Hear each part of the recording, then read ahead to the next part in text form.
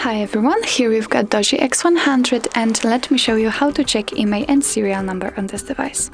So first of all, I will show you the secret code which will provide you with IMEI info. So let's open the dialer and let's type *##06#. And as you can see, the IMEI info just pops out. Simply click on OK.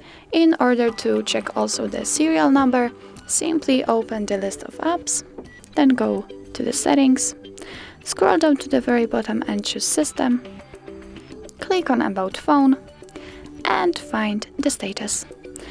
After scrolling down, you can see the serial number right here, and if you want to check IMEI again, simply click on IMEI information. And here we've got both IMEI numbers.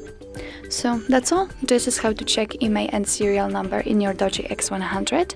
Thank you so much for watching. I hope that this video was helpful, and if it was, please hit the subscribe button and leave the thumbs up.